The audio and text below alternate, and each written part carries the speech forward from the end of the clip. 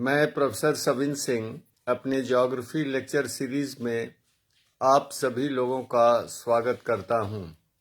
कतिपय मित्रों ने आग्रह किया है कि मैं कोहरा फॉग और बादलों क्लाउड्स के बीच अंतर को भी एक लेक्चर के माध्यम से समझाएं, तो आज मैं इसी संदर्भ में प्रयास कर रहा हूं। So today I'll try to explain the differences between fogs and clouds.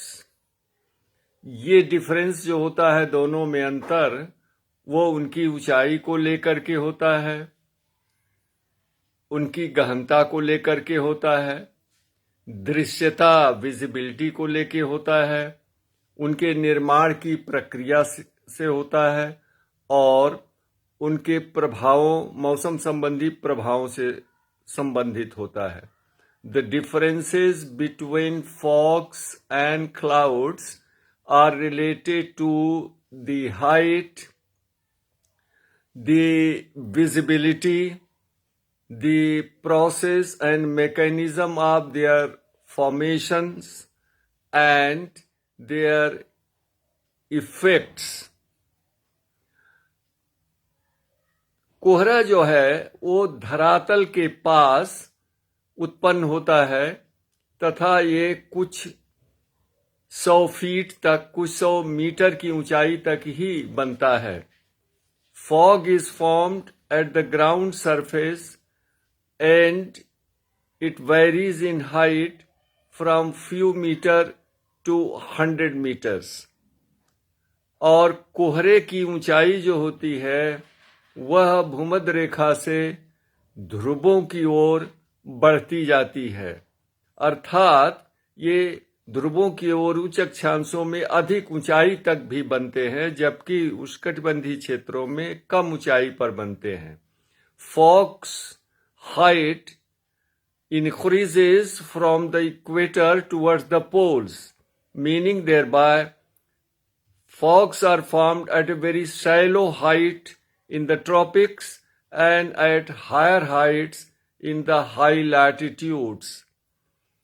बादलों का निर्माण जबकि काफी ऊंचाई तक होता है, ये 2 किलोमीटर से लेके 18 किलोमीटर की ऊंचाई तक बनते हैं और बादलों की ऊंचाई जो है भूमध्य रेखा से ध्रुवों की ओर घटती जाती है।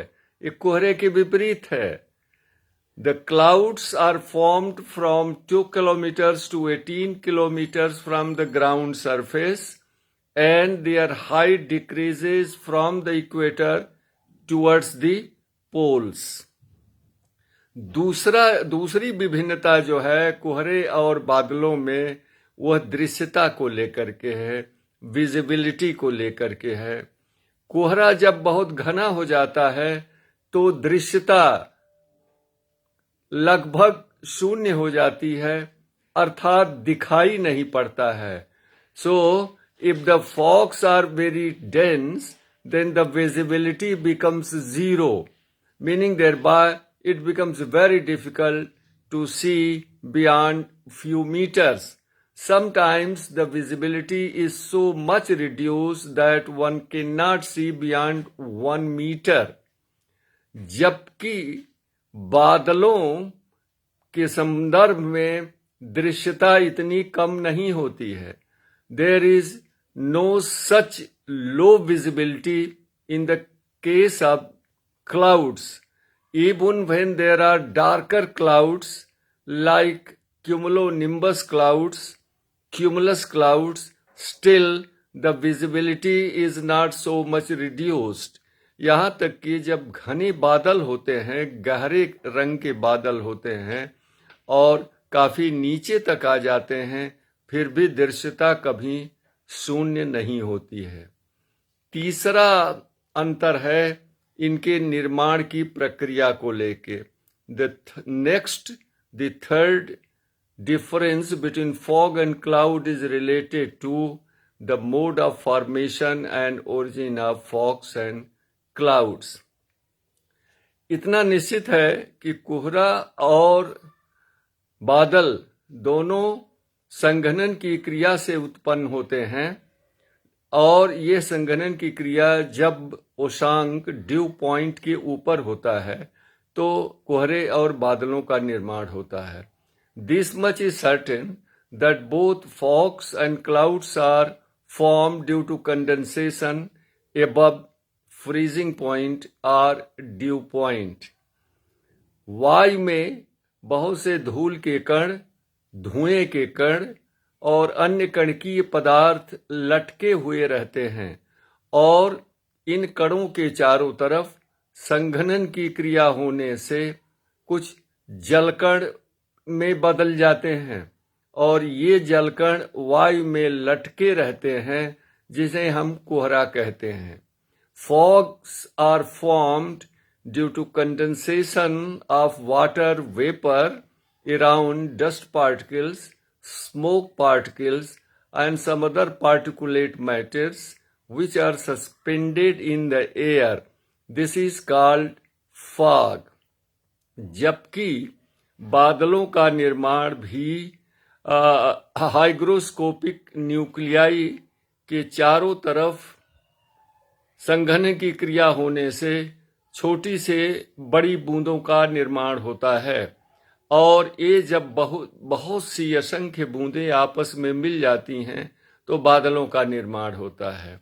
On the other hand, clouds are formed due to aggregation of several numerous droplets which are formed due to condensation of water vapor around hygroscopic nuclei.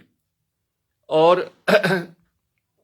ये बताना भी जरूरी है कि कोहरे का निर्माण डायबेटिक प्रक्रिया के अंतर्गत होता है, जबकि बादलों का निर्माण अडियाबेटिक प्रक्रिया के तहत होता है. Fogs are formed through diabetic processes, whereas clouds are formed through adiabatic processes.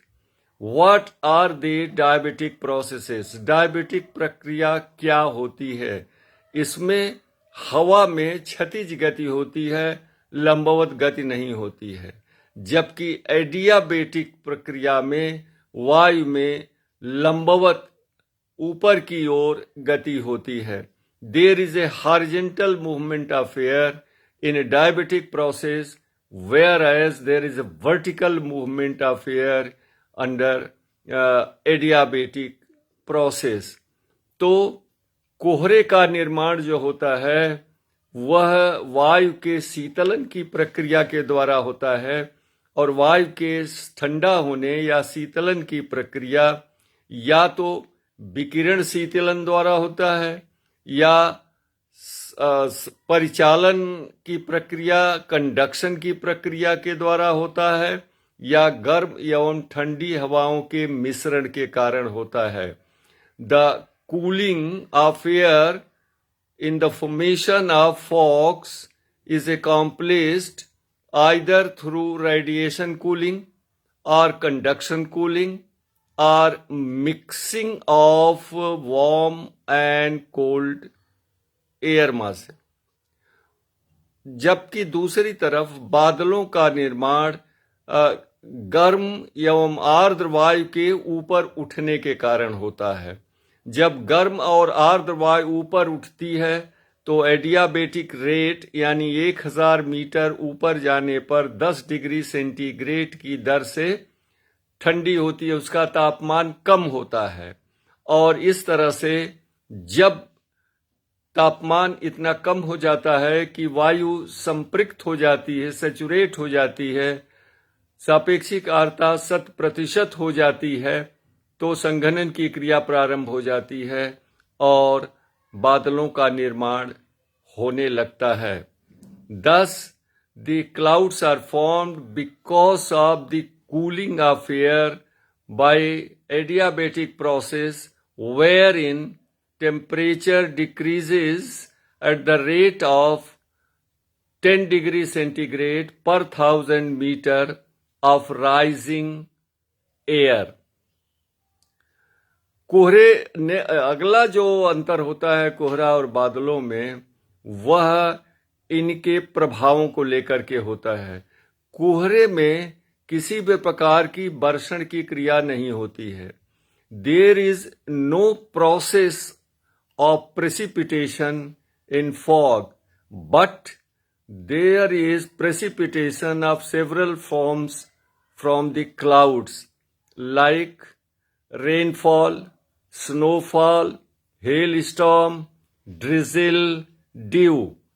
All these are related to the clouds. And next point of difference is regarding the occurrence and duration of fogs and clouds. Fogs are generally formed during night and in the morning,